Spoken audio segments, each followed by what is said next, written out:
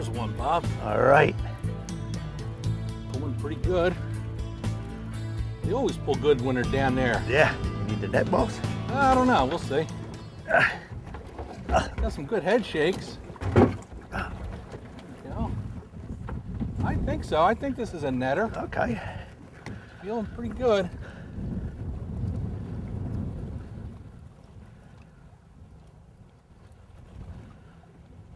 Oh, ooh, looks like a nice one, Steve.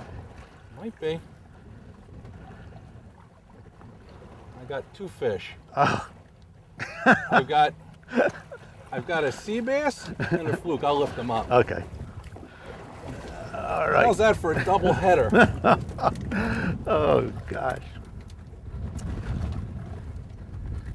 Flounder fishing, sea bass fishing, deep water fishing off the Jersey coast. Stay tuned. It's going to be a good one. All right. Yeah. Sea bass and Mr. Fluke.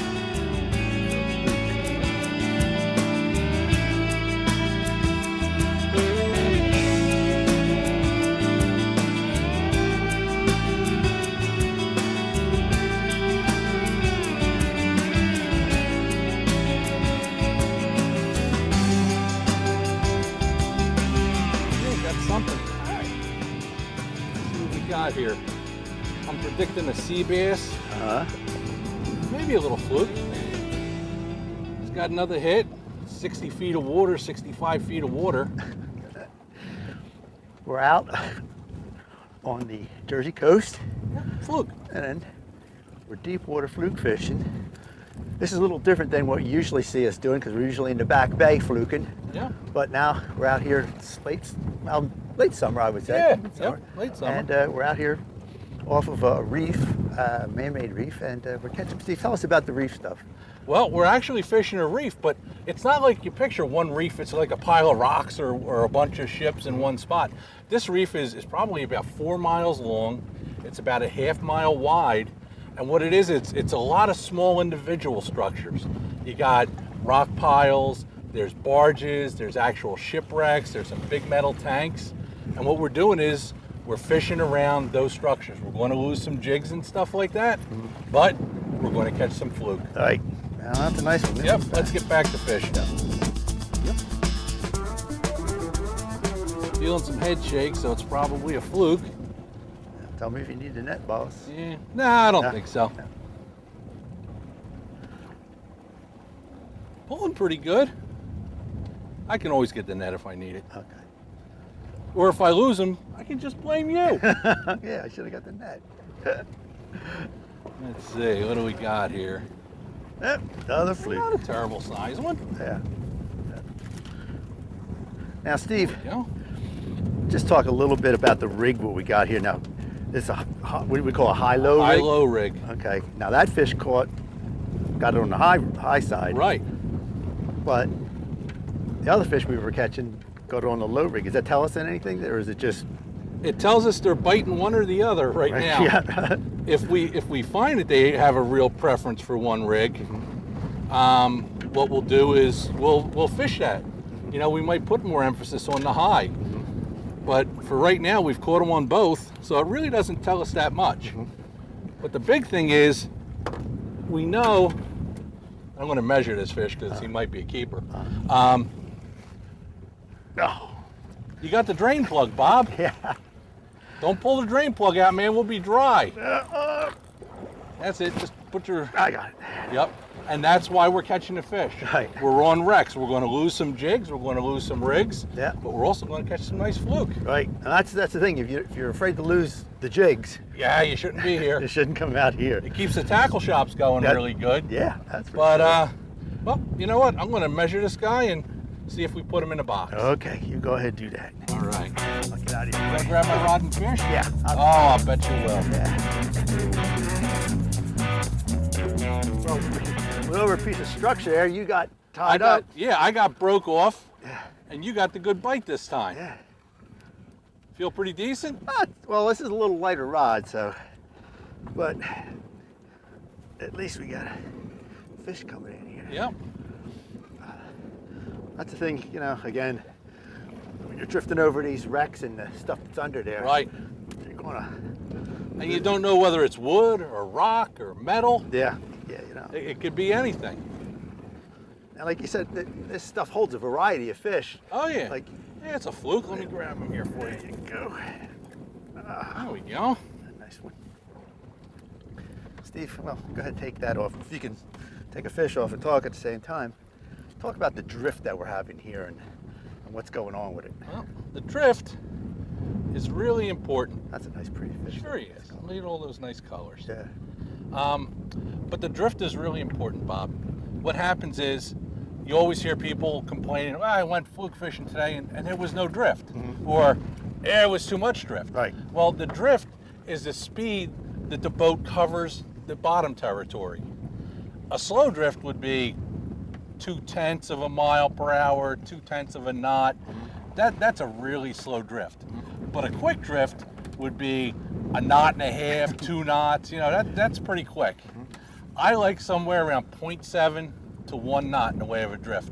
That way you cover a large amount of area and you can tell where the fish are. If you're drifting real slow, your jig is going up and down, but it's in the same spot. Right, right. If the drift is too fast, you have to go to like an 8 or a 10 ounce jig. Right. But with a decent drift, what you do is you cover the bottom and you're able to say, wow, there's fish there.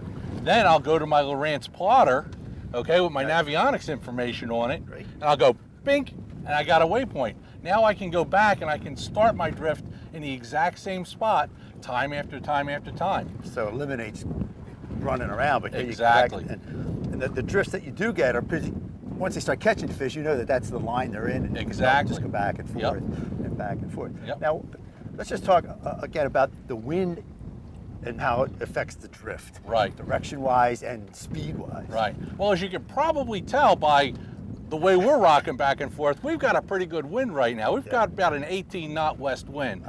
Now, everybody says the fishing's the best when the wind comes from the west. For fluke fishing, that's really true because west and northwest, they make you drift offshore. Other wind directions either bring in cold water, like a south wind, it'll sometimes shut off the fluke in this area, or an east wind will blow you up on shore, especially when you're fishing close to the beach. Right, and we are fishing right off the beach here, basically. We're about, what, 3 miles off the beach? Yeah, we're about 3 miles off the beach. So you really don't have to go far to catch these fish. Oh, no, not at all. And there's 18, 19-foot boats out here today. Yeah, yeah. So, Yeah. you know, you don't need a great big boat. No. Some decent electronics, a GPS, something we can save a waypoint, a half-decent depth finder, we can tell how deep you are, and that's about it. Well, you tie up again, I'm going Yep. back in. Okay, I need a new rig again. Oh, he pulled that one, that's good. Yep. You know what, on this light tackle, I know we were Fun. talking about it before. I have a spinning rod here, Stephen. You have a conventional rod. Right. And I know out here, since you guide out for your charter out here, I know you prefer these spinning rods for your trips. yeah, they are the easiest for people to use. And it's not a bad fish. Yeah. I'll let you get this. But you prefer the conventional. Right. Well, you know what, I'm going to toss this one right in this bucket of water, because I think you're going to need the net. Yeah, it might be. I like the conventional personally. I feel like I have a little better control over the fish. But for people that are beginners, and for a lot of people who fish a lot, spinning tackle's really easy to use. Yep. I think you got a nice one here, Bob. Oh, it's just a lot of fun out here with this. Yeah. I mean, really, if you're out here with this, and this I would call this light tackle, but it's got some backbone on, Right. on the rod and stuff. And the big thing is, when we're doing these drifts, okay, we want to let the fish. I don't know that he's that big, but he's mean. When we're doing these drifts, we're using 4 and 6 ounce, up to 6 ounce jigs. But most of the time, we're using something around the 3 ounce range. Look at this guy flop around. I'm telling you, he was a strong one. I thought you had a halibut. But what's really important, and especially on a day like today where it doesn't seem like they're getting the jig right away, is you're letting the fish have it and hold on to it. because a lot of times what you're feeling, and we call it a sunny bite, where the tap, Right. tap, tap, tap, tap, tap, and you got to let them keep tapping, or else you're just going to keep pulling it away from them. Right. So basically what you do is you feel that tap or that grab, and what you want to do, Yeah. nice fish, is, He's just laying on the bottom like that. is what you're doing is you're feeling a bite and you're going to point the rod tip down toward the fish. And you're going to let the fish pull the rod tip down. You'll feel it tight. You won't feel tap, tap, tap, tap, tap, tap. A lot of times that's a sea bass or a sea robin or something, but you feel a good strong pull. You set the hook like you did, and now here's the important thing. You don't want to give the fish any slack. You don't have to pull on them like crazy, Right. but you don't want to let the fish have any slack because they come unhooked easy.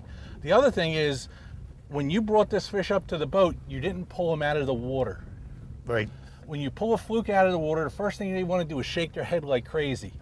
That's when a lot of fish are lost. So what you want to do is keep the line tight, bring them up nice and easy, get them to the boat, and that way you can either sling them over the side like I did, or net them. Right. Right. And it's important to have a big net with a long handle rather than trying to reach out there with a trout net. I'd much rather have too big a net than too little a net. That's true. You know what? You should take this up front and measure. I think Okay. that's a keeper. Okay. Let me see if I can get my. And I'll take care of my fish, and then we'll get fishing again. All right. I think we got a keeper here. What we got? 17 and a half. This one's got some pull. Boy, bringing these fish up from way down deep, Yeah. you can really, Now, really feel them. now what do you consider like the optimal depth out here, Steve, if we're looking for an area off the You know wrecks? what, Bob? It changes. Uh-huh. I'm worried that this is a skate. Okay. I don't feel any head shakes. It's a skate. Yep. There's an interesting looking creature. Yep. You know, Steve, while we got the skate on there, why don't we just talk a little bit about the different species of fish that we have out here? Right. Well, for one, we have the fluke that we catch out here. But as you can see, we've got a skate. And look at that. Crikey, look at that guy. Look at the back of Watch him. his He's got- stinger. He's got some. Oh, yeah. It's like sandpaper on his back. So anyhow, we've got skates, sea robins, sea bass. We've caught window panes, which is a sundial. It's like a fluke but real thin. And they catch bluefish out here. The other day we had sharks swimming around the boat. There's all kinds of stuff. The important thing is, with all these different species, you need to know what you can keep Right. and what you can't keep. Right. Now the flounder. The flounder limit is 5 per person and 17 and a half inches. Okay. And then the sea bass limit, I believe, is 10 per person and 12 and a half inches. Now, the thing when you measure sea bass is they have this tail, okay? And they have like a main tail, and then they have these feathers that come off the tail. Real pretty looking tail. Those feathers don't count. Only the main tail counts. Ah. So you really have to know the limits, know how to measure the fish. Fish all have to have a closed mouth. You can squeeze their tail together, okay? But, you know what you're catching, be able to identify it, and that way you won't break any laws. Because they are really strict when you get back to the dock, or even out here. But a Oh, lot of times sure. they'll just, when you get back to the dock, the ranger's there, and he'll just come over Right. and look at you. And you have to keep the fish. You can't fillet them out here, right? No, you can't fillet them out here. Right. What you can do, if you want to use a, quote, fluke belly strip, you're allowed to strip up the white side of one fluke. But you have to keep that fish. You can't throw him back. He needs to count as part of your limit. And you need to be able to see where the fillet came off of him for the strips you're using. Okay. So you can't have a 5-gallon bucket of fluke strips and one fish. So yeah, because I mean that's an old tried and true method with the fluke belly. Oh, stuff. absolutely. Yeah. But now It with works great. with the slot or the size stuff. Yep. I'll get another bite. There you go. Now actually they dropped the size down, didn't they, Steve? Yeah, it went from being 18 inches to 17 and a half. I think it's one less keeper though. I think it used to be 6 6. and now it's 5. And to tell you the truth, I have a hard time keeping up with it. I have a little cheat sheet that I keep with me, so I know what the laws are. I can check it and stuff and stay within the law. And you know what? There's a lot of times, like we threw back a fish today. It was exactly 17 and a half. Right. Okay, we threw it back because that fish, when it dies, is liable to shrink. Right. He might have been just legal. The game warden might have said, Bob, you're a TV star. You can keep it. Right. Right. But then again, he might have just wrote us a ticket if he found us with it. Right. So, if you're going to make an error on the side of caution. Right. That way, everybody's happy. You have a nice, safe trip. And there's enough fish out here. And you can see the amount of boats that are out here. Right. And people are catching fish. They're all around us. I mean, it's not gangbusters. Right. But we've got 3 keepers, and we haven't been fishing but 2 hours. Right. Right. Yeah. And a keeper an hour is a good rate. At the end of the day, if you fish 8 hours, that's 8 keepers. Now, speaking of keepers, some of these fish out here, the flounder and fluke are the same thing. So Right. let's make sure everybody understands. Yeah. Summer flounder is a fluke. Right. But weight-wise, you can get some big fish. Yeah, they catch them out here, 8, 9, 10 pounds. Yeah. I think our fish average somewhere between 2.5 and 3.5. The one you caught earlier was 5. Yeah. Right. So they come in all sizes, shapes, and colors. Yeah. We do catch some shorts. We catch, some jumbos. That's the way it goes with fishing. But they all fight good, especially in the deep water. Yeah, 'cause it takes a while to bring them up. Oh, yeah. And you know what the best part is? What? I got one nibbling. Uh-oh, get him. Eat it. Eat it. There he is. There we go. I just did put my line down there. Do I have to get the net for you? Or? I'm a little scared here, Bob. I'm not feeling head shakes again. Oh, no. Something tells me I'm rollerblading, maybe ice skating. Well, every now and then you catch a big one. Oh, I think we got to skate. Let's see. Is he going around in? Oh yeah, he's going around in circles. Well, And you know what? You can eat these. There you go. That's the one you want. Yeah, another skate. Yeah. But all you have to do Now, is does that tell us anything about the fish here? If we start catching skates, like see if we Well, start catching sea robin sometimes. if you're catching all skates, okay, and you're not catching very much in the way of fluke, chances are the water's cold. But when you're catching a lot of fluke and then you're getting skates on top of that, that's really not a sign of anything wrong. The same thing with dogfish. Certain times of the year, you catch a lot of dogfish, sand sharks, some people call them. Same thing, the water's probably cold at that time. But in the middle of the fluke bite in the summer, and because you're fishing deeper water and the deeper water is cooler, then you're going to catch some skates. But I got to tell you, some of the biggest fluke I've ever caught have been around skates. Now, we just said about cold water, warm water. What temperature would you be looking for as far as, I don't know, if it's surface temperature you're going to look for, or you're thinking about what's down 60 feet? That's it. You're trying to think about what's down 60 feet. And what happens is the surface temperature, and way in there on the beach, that bottom temperature, since it's shallower, warms up a lot faster. Usually the fishing the first week of June or so, when the season's really getting started, you're not fishing as deep. You're fishing 20, maybe 30 feet. But as the water gets warmer, now the surface temperature out here is darn close to 80 degrees, okay? Right. It's warm. So by the time you get that 80-degree surface temperature, and then you get the first good storm, it mixes the water up, the bottom temperature comes up, and the fluke that are out here get active. Now my thought is these fluke are always here. Okay, as long as it's fluke season, these fish are here, they're just not active. You're waiting for that right water temperature.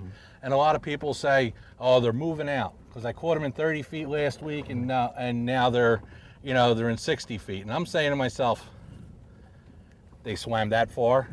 They swam a mile. Right. My thought is the fish are following the water temperature.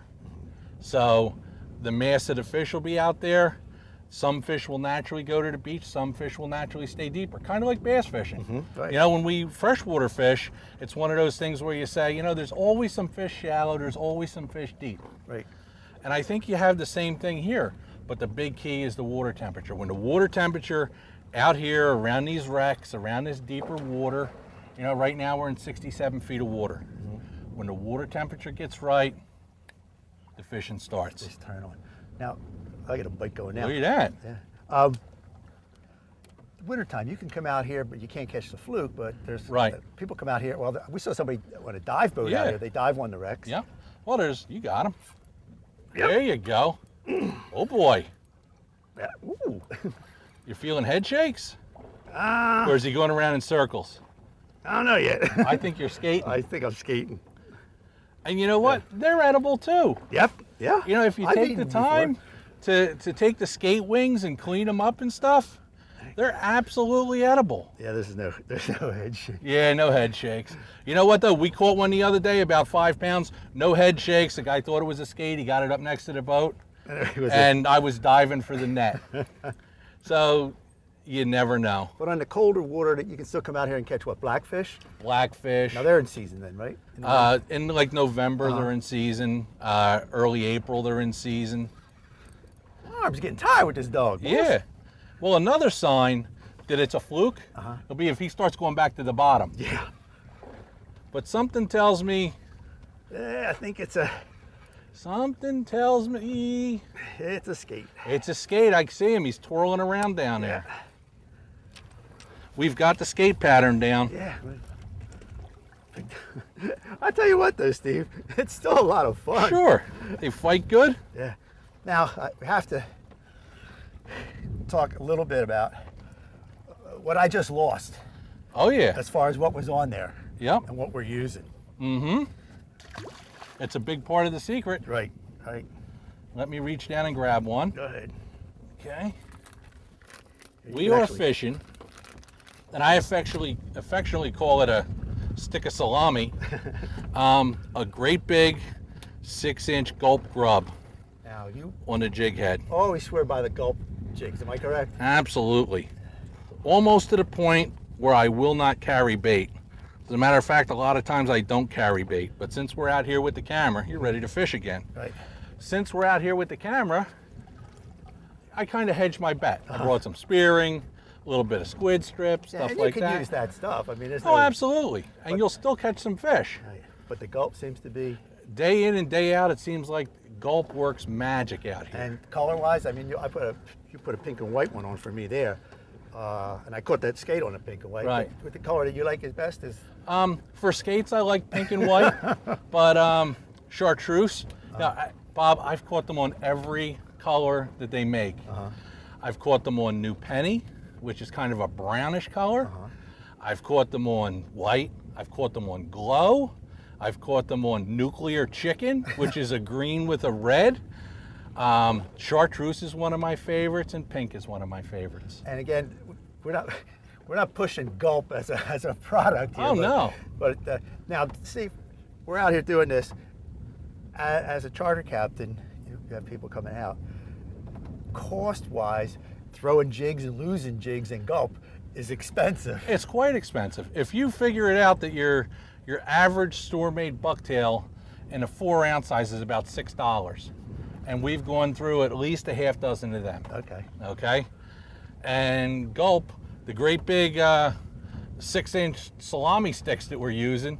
Well, they're the big gulp grubs. They're like $8 a bag. Right. And we've gone through. Yeah. Yeah. Now they last pretty long though. I mean, And they do. Yeah. And you'll catch quite a few fish sometimes on them. And sometimes you'll have a fish take the tail off. It's the nature of the beast. So again, if you're coming out here, of course the charter captain.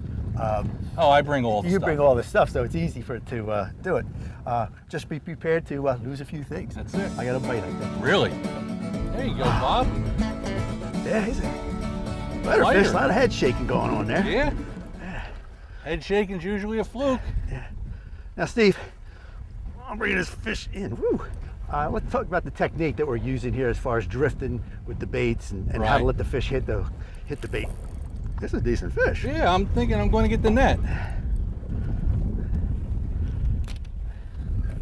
head out here. Yeah, this is a good fish. And Now my again, hands are all slippery, so I might miss them. uh-oh. Let's see what you got here. He ain't coming yet, boss. Yeah, he's probably a good one. Now this is man. really enjoyable. On this is a little lighter tackle I got here. Oh yeah. What do we got? We got what, 60-pound braid on there? What? You've got 20-pound braid, 25-pound leader, about a 3-ounce jig, and you got a 6.5 medium heavy freshwater rod, and that looks like to be a decent fluke. Yeah. This is a lot of fun. Oh yeah, that's a decent fish. Oh yeah. There you There go. we go. That's definitely a keeper. Oh, there you go. That's some fish. Well, yeah, I'll let you take him out. I'll do the talking. Yeah, you sound a little wore out. Oh yeah.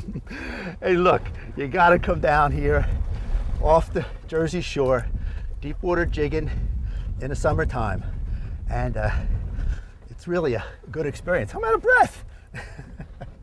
And you get the great part of having fresh flounder for dinner. Hey, That's I'm a really Bob nice Murray. fish. Who are you? I'm Steve Horvath. And we're Delaware Valley Outdoors, and we'll see you on the water.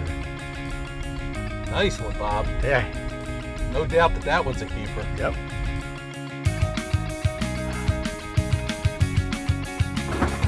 Oh. There goes the jig box. Well, nobody's. No, I lost. Yep, I lost. Yeah. Yeah. A little more there. See if you get a little whip. Ooh, strike one. Oh, we're due for a bite with the waves. Another break.